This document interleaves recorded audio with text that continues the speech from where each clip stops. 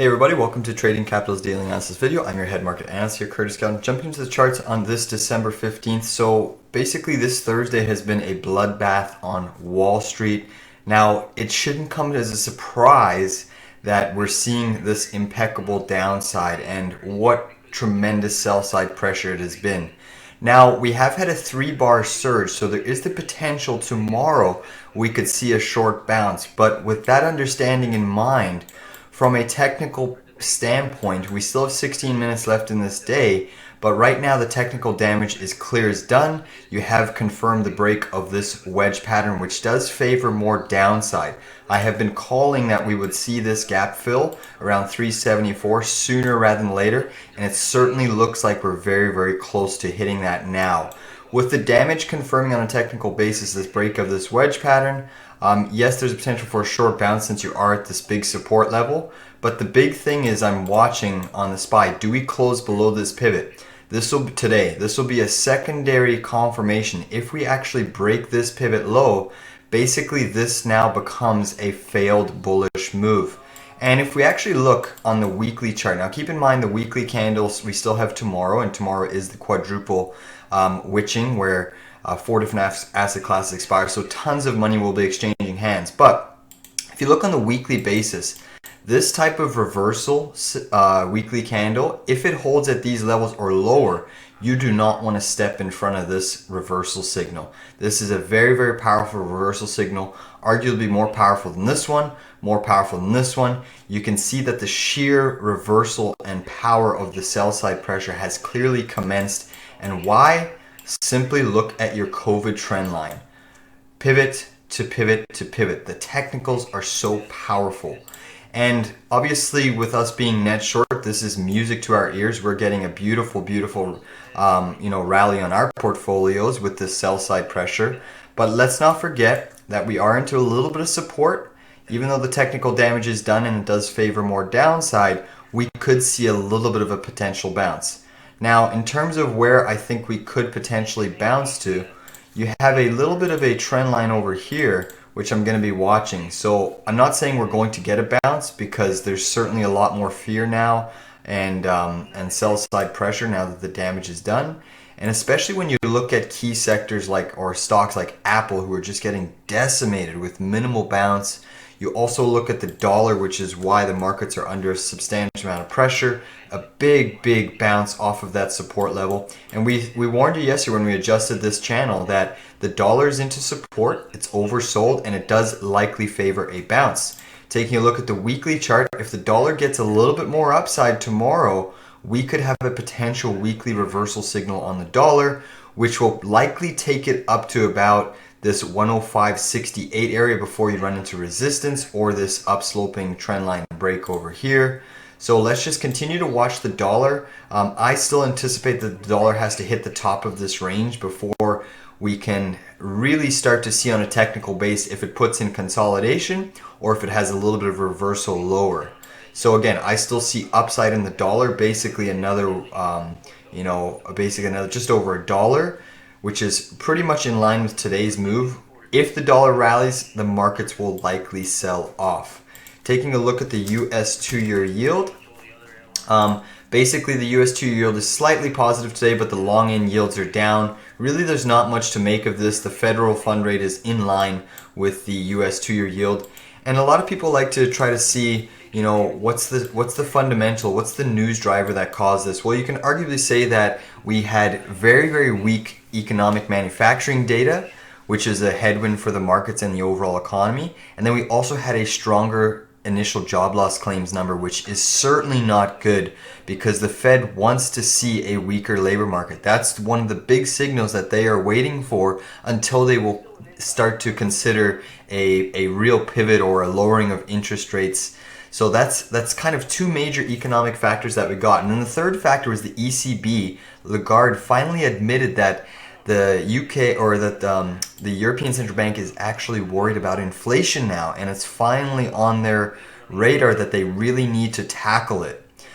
So that's kind of makes the ECB a little bit more hawkish than what people expect, and which is why I think we're probably going to see something break in the system before we see an inevitable pivot. If we take a look at gold, look at this beautiful 1, 2, 3, 4 major pivots. You hit that on a little bit of a blow off move, and look at this beautiful reversal. Gold's down 1.6%. Whenever you see the markets in a downtrend and the metals also confirming that downtrend, it just shows you that this is a real likely decline and that the markets are likely to see more downside pressure. Taking a look at oil.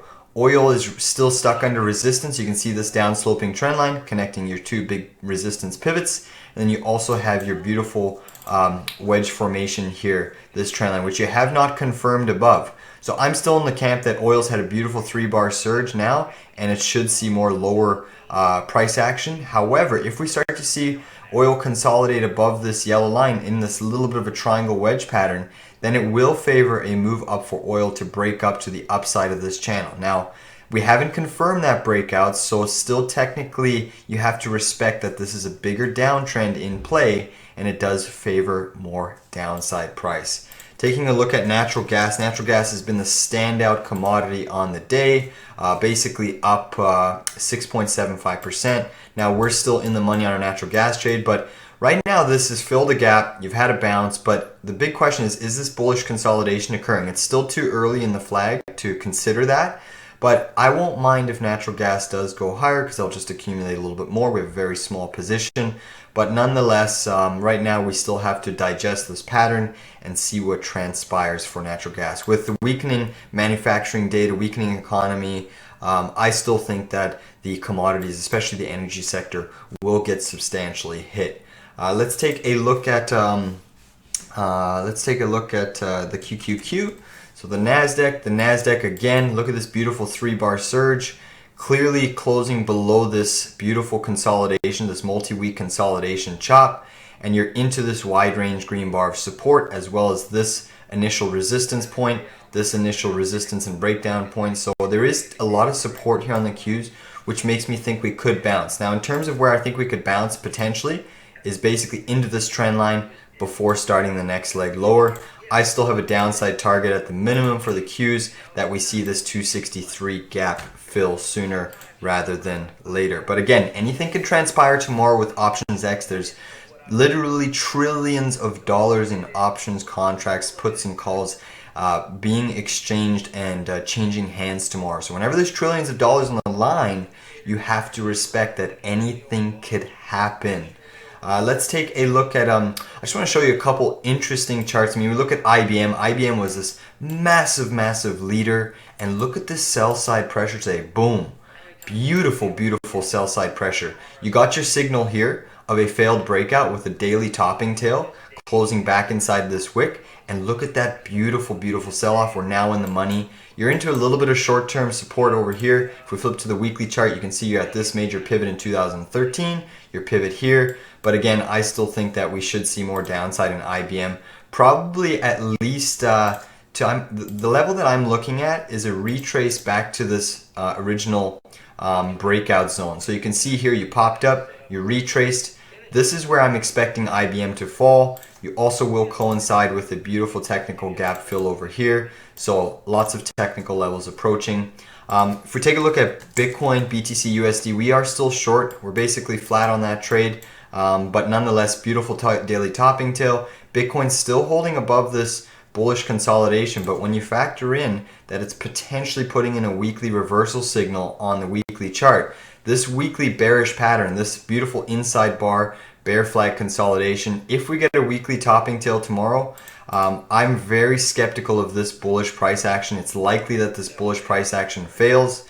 Considering that this was a little bit of a reversal signal on volume, the most amount of volume traded in this bullish consolidation, the fact that you popped up but could not confirm above that candle shows to me that this is very likely to be a failed pattern that could be playing out. So let's be very mindful of Bitcoin. I know in Ontario as well, the Ontario Securities Commission just banned all margin and leverage trading for the crypto space. So when you factor in, I believe there's 8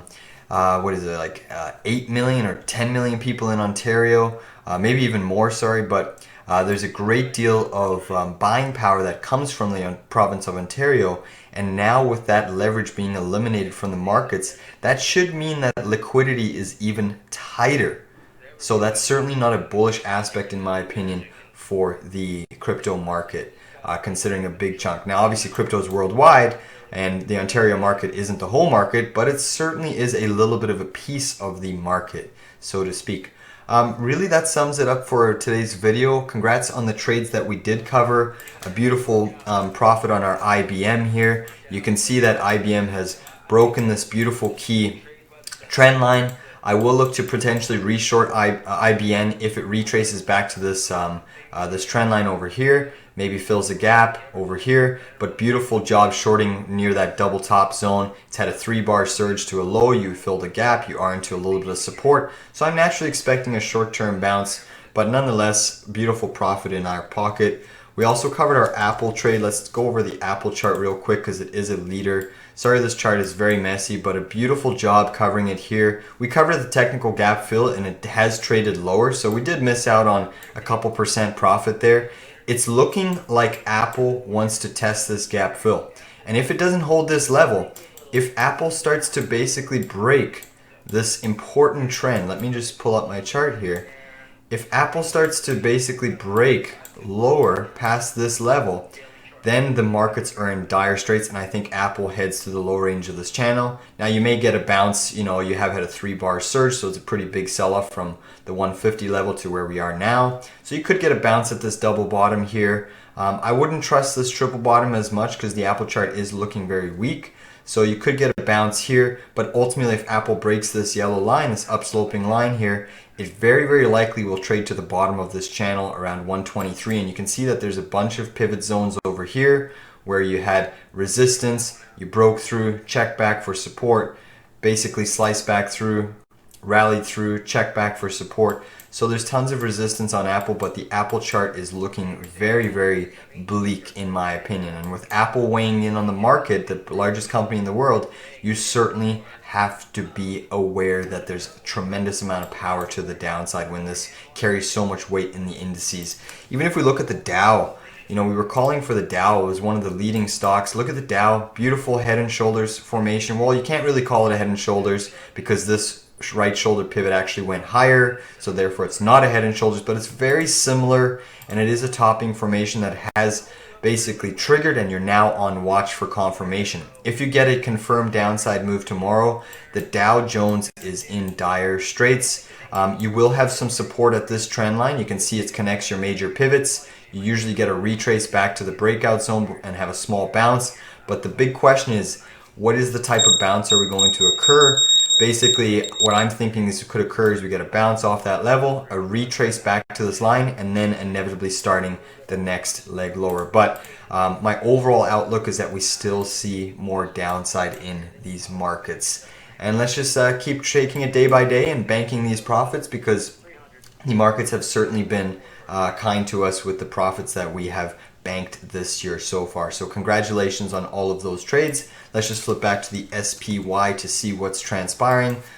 Flipping to the daily chart, you can see this beautiful, beautiful gap down and sell off, and the volume is pretty heavy, but this type of sell side range is algo range. It's very controlled, minimal bounces, all being sold into, and even this type of bounce here, it's notorious for sucking in new money and then reversing. And looks, we're almost trading back near the lows basically after this initial bounce. So you can see that there's not much buying strength in and around this market. And why did we get a bounce off of this level? Well, you can clearly see that you basically ran into this little low price zone over here, had a little bit of a bounce, but it looks to be that we're closing under this major pivot, breaking this trend, which does signal much more likely downside. And again, I stress likely because nothing is a guarantee in this business. It's all based on probabilities, but so far this year, if you've listened to the probabilities via the technicals and used position management, you have